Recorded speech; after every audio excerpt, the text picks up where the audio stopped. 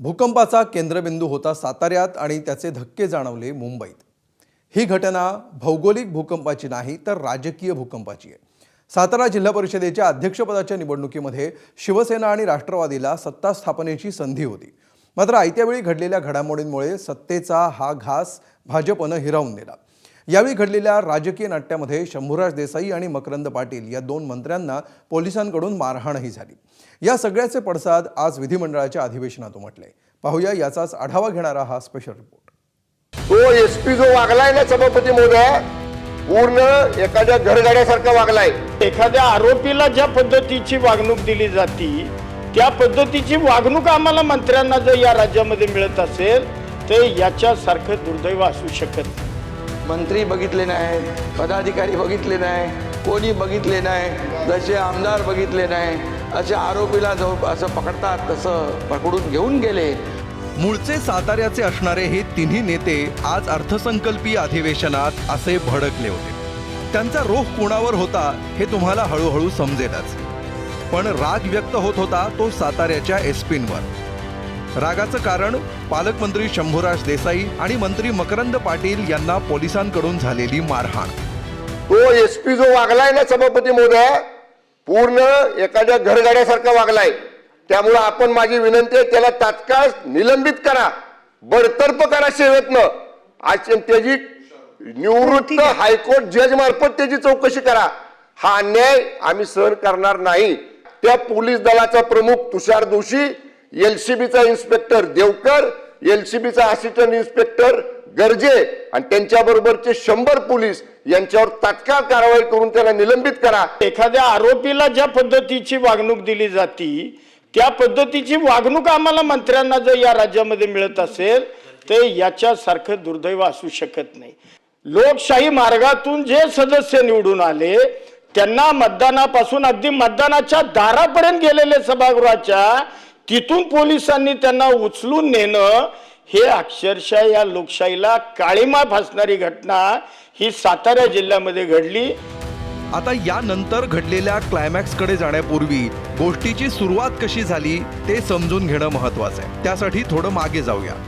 ही गोष्ट सुरू होते सातारा जिल्हा परिषदेच्या निकालापासून। सातारा जिल्हा परिषदेच्या निवडणुकीत शिवसेना आणि राष्ट्रवादी या दोघांची युती झाली होती, तर भाजपने ही निवडणूक स्वतंत्रपणे लढवली होती। एकूण 65 जागांपैकी भाजपनं 27 जागा जिंकल्या होत्या, तर शिवसेनेने 20, तर राष्ट्रवादीने 15 जागा जिंकल्या होत्या। बहुमतासाठी 33 सदस्यांची गरज असताना शिवसेनाने राष्ट्रवादीकडे 35 सदस्य होते, मात्र तरीही अध्यक्षांच्या निवडणुकीत भाजपनं बाजी मारली। भाजपकडे स्वतःचे 27 सदस्य होते। मतदानापर्यंत त्यांना शिवसेनेच्या 2 सदस्यांसह एकूण 5 सदस्यांना आपल्या बाजूने वळवता आलं। मात्र एवढं करूनही बहुमताच्या 33 आकड्यापासून ते 1 जागा दूर होते। त्यानंतर निवडणुकीच्या काही तास अगोदर एक नाट्य घडलं। जिल्हा परिषद सदस्य बापू शिंदेंचं अपहरण झाल्याची तक्रार त्यांच्याच कुटुंबियांकडनं करण्यात आली। याच राष्ट्रवादीच्या 2 सदस्यांवरती गुन्हा दाखल झाल्यामुळं त्यांना अटक करण्यासाठी पोलिसांनी जंग पछाडायला सुरुवात केली।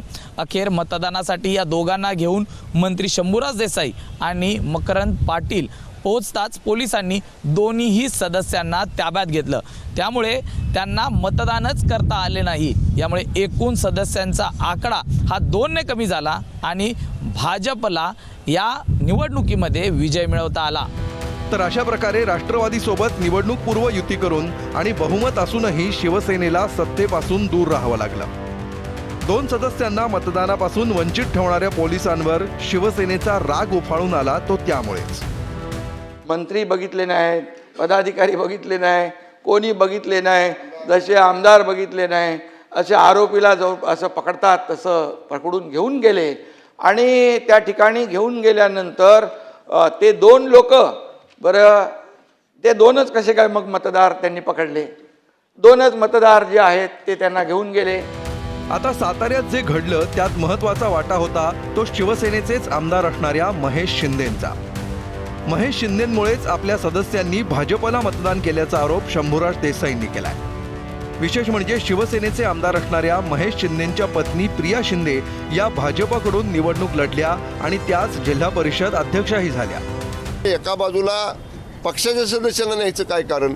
समजा त्यांच्या मान्य सौभाग्यवती भाजपच्या चिन्हावर निवडून आल्या होत्या, त्यांच्याबद्दल आमचं काय दुमत नव्हतं, ठीक आहे, त्या आल्या निवडून. पण शिवसेनेच्या चिन्हावरच्या सदस्यांना नेऊन त्यांना जिथं भाजपचे सदस्य सभागृहात बसले होते त्यांच्या बाजूला बसून त्यांनी सरळ व्हीपचं उल्लंघन केलेलं आहे. त्या दोन्ही सदस्यांनी भाजपच्या बाजूने हात वर केला. तर आपण राष्ट्रवादी सोबत युती असतानाही भाजपला का साथ दिली हे महेश शिंदेंनी स्पष्ट करण्याचा प्रयत्न केला. या ठिकाणी आमचे जे बरोबरचे जे काही सहकारी आहेत त्यांनी महाविकास आघाडीच्या काँग्रेसबरोबर आणि दुसरं महत्त्वाची गोष्ट म्हणजे आमचे विरोधी जे आहेत शरद पवार गटाचे प्रदेशाध्यक्ष शशिकांत शिंदेसाहेब यांच्याबरोबर युती केलेली आम्हाला त्या ठिकाणी दिसली. जी युती मला ती योग्य वाटली नाही. आमचे सदस्य आत गेल्यानंतर बघितलं तर अध्यक्ष राष्ट्रवादीचा होता, शरद पवार गटाचा अध्यक्ष त्या ठिकाणी होता, शरद पवार गटाचे सगळे नेते समोर होते, त्यांना आम्ही कधी स्वीकारूच शकत नव्हतो. सातारा जिल्हा परिषदेत हातातोंडाशी आलेला सत्तेचा घास हिरावला गेल्यानंतर आणि पोलिसांकडून मंत्र्यांना मारहाण झाल्यानंतर शिवसेना आमदार चांगलेच आक्रमक झाले. साताऱ्यातील प्रकाराचा निषेध करण्यासाठी राष्ट्रवादी आणि शिवसेनेच्या आमदारांनी विधान भवनाच्या पायऱ्यांवर आंदोलन केलं. या प्रकारामुळे मुख्यमंत्र्यांच्या कपाळावर आठ्या आल्याचीही चर्चा रंगली. उपमुख्यमंत्री शिंदेंनी सभागृहात मांडलेल्या प्रकाराची चौकशी करण्याचं आश्वासन मुख्यमंत्र्यांनी दिलं. उपमुख्यमंत्र्यांनी जी वस्तुस्थिती सांगितलेली आहे त्या वस्तुस्थितीच्या आधारावर या संपूर्ण प्रकरणाची योग्य ती चौकशी केली जाईल आणि चौकशीच्या मध्ये जे काही निष्पन्न होईल त्यानुसार त्याच्यावर कारवाई केली जाईल. एकीकडे विधानसभेत ही चर्चा सुरू असताना वरिष्ठ सभागृह असणाऱ्या विधान परिषदेत उपसभापती नीलम गोऱ्हेंनी साताऱ्याच्या एसपींच्या निलंबनाचे आदेश देऊन टाकले. तर या आदेशाला भाजप नेते आणि मंत्री जयकुमार गोरेंनी आक्षेप घेतला.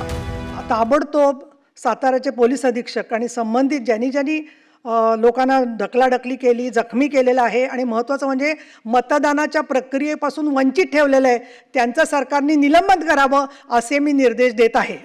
फक्त इथं चर्चा झाली म्हणून एखाद्या IPS अधिकाऱ्याला सस्पेंड करणं हे नियमांना धरून सभापती महोदय नाही. आपण अशा पद्धतीचे निर्देश कसं देऊ शकतो? जोपर्यंत सभागृहाच्या समोर येत नाही, त्याची चौकशी होत नाही, तोपर्यंत अशा पद्धतीची कारवाई करणं उचित नाही. तर सत्तेत सहभागी असणाऱ्या शिवसेनेची ही अवस्था पाहून ठाकरेंच्या शिवसेनेला टोलेबाजी करण्याचा मोह आवरला नाही.